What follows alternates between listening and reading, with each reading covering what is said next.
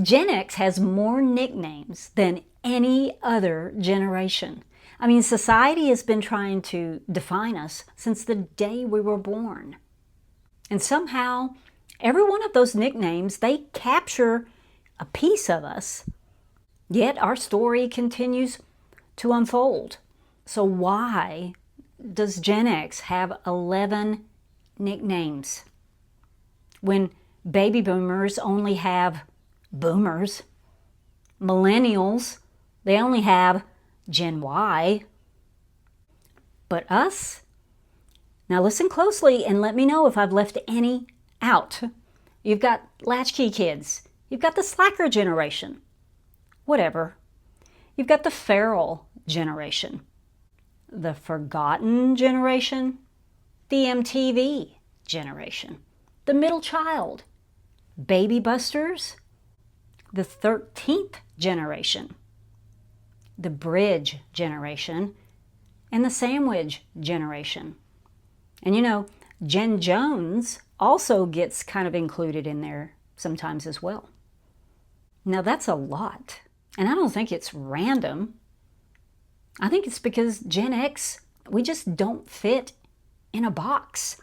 Or at least not the box they're trying to put us in. And nobody, I mean nobody, puts Gen X in a corner, baby. Now, every nickname came from someone trying to explain us. Journalists, sociologists, employers, marketers. Every time we moved into a new life stage, we got a new nickname. Our childhood, latchkey. Young adulthood, slacker. Midlife, sandwich. It's almost like culture keeps trying to pin a label on us, and we just keep growing out of it. Now, Gen X is typically defined as those born between the years of 1965 to 1980. We're the small but mighty generation sandwiched in between the massive baby boom and the equally loud millennials. We were born after the post-war boom, and we came of age before the internet took over. We had an analog childhood and a digital adulthood. We've always been very adaptable because we had to be.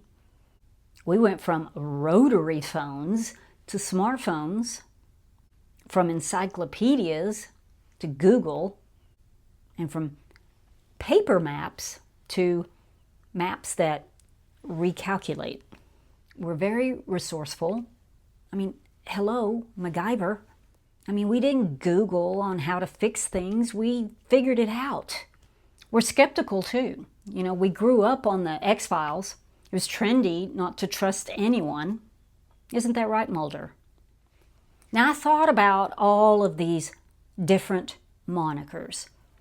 And I thought for a millisecond, what if I was trying to apply to be in the Gen X club? Would I pass?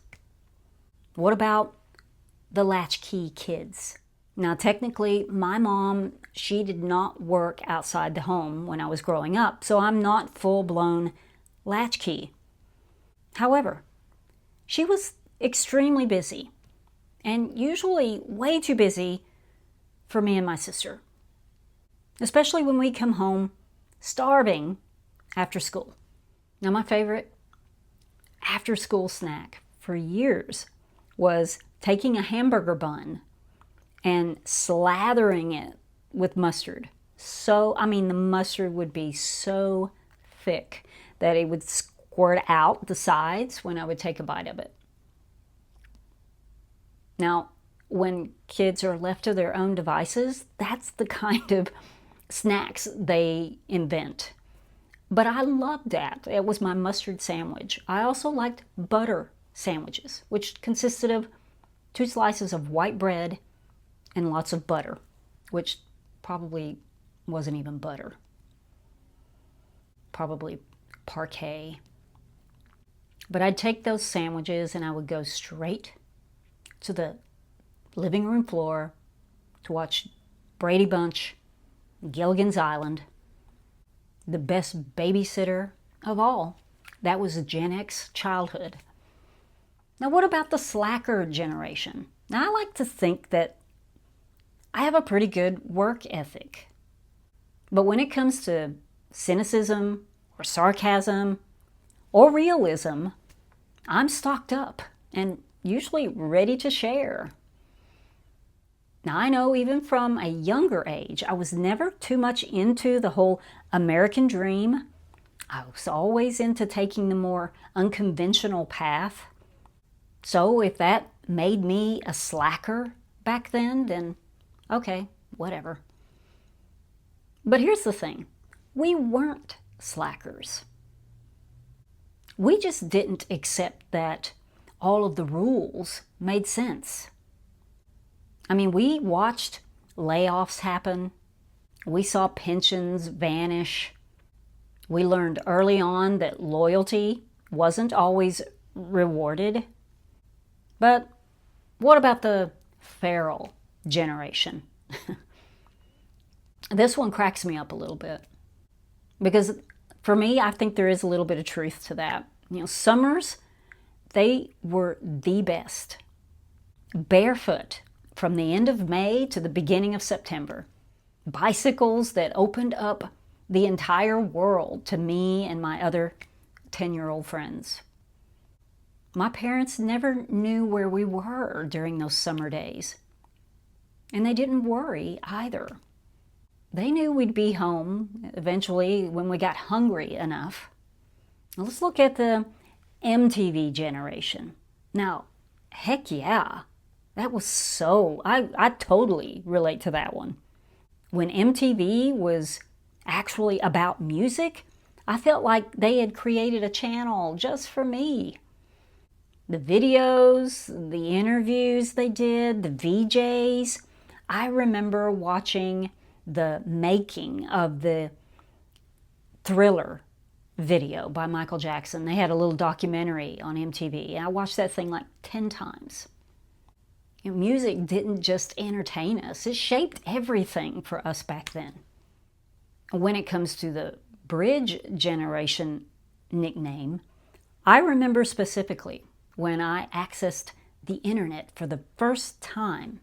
It was in 1995. It was awesome.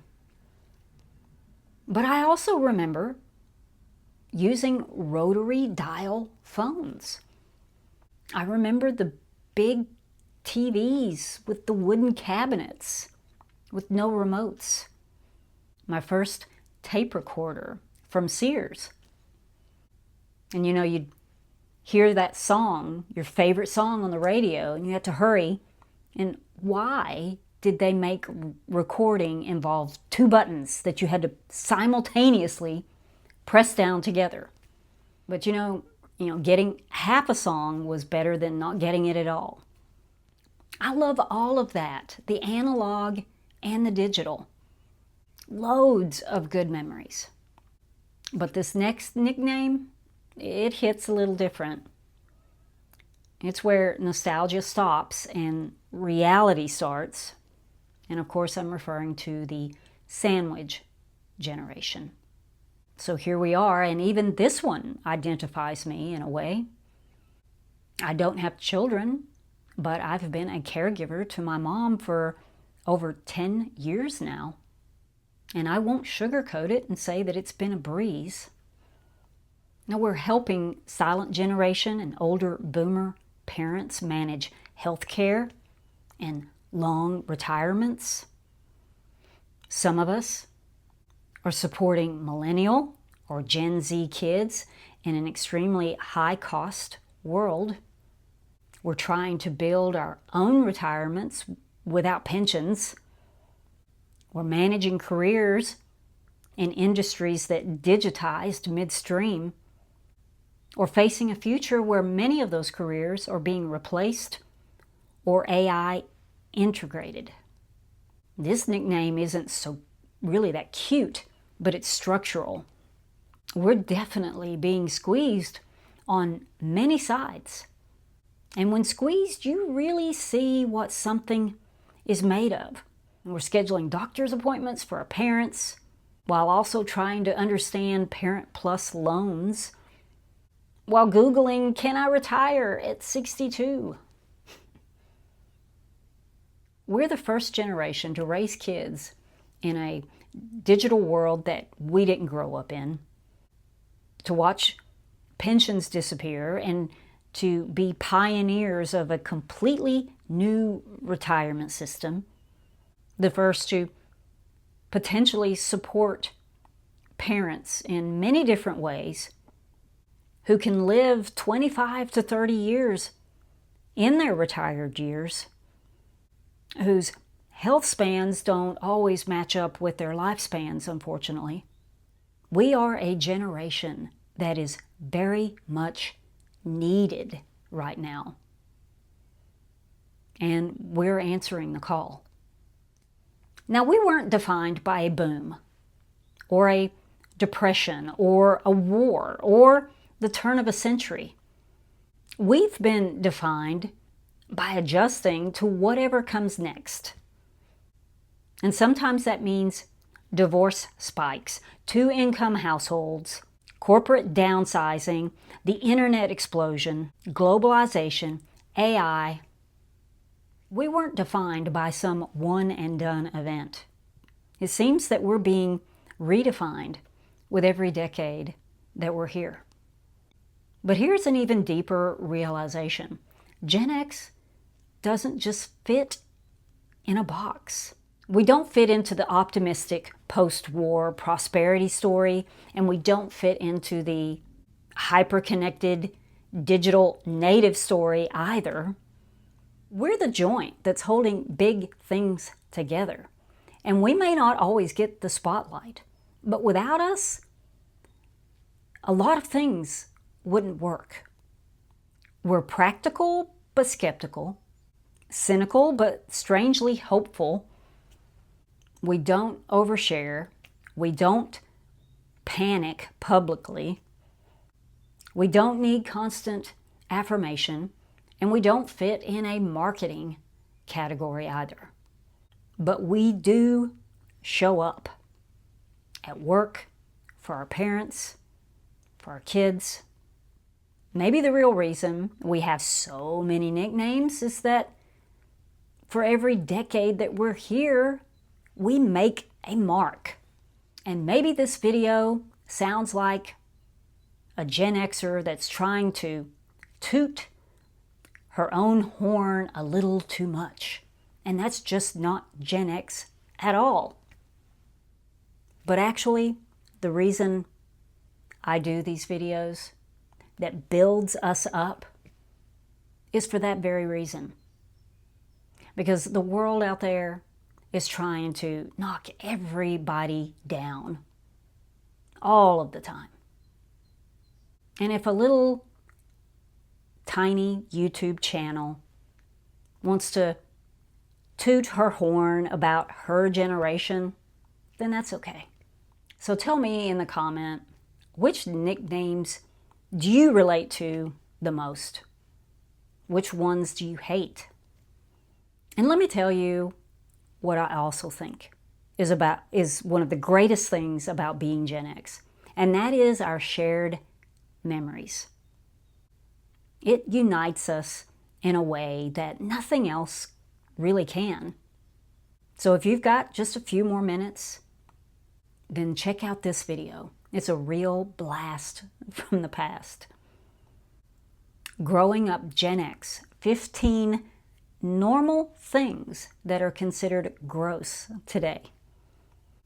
The comments on that video, they're funny too. I've linked it right here. Have a great week, and remember, be Gen Extraordinary. I'll see you later. Bye.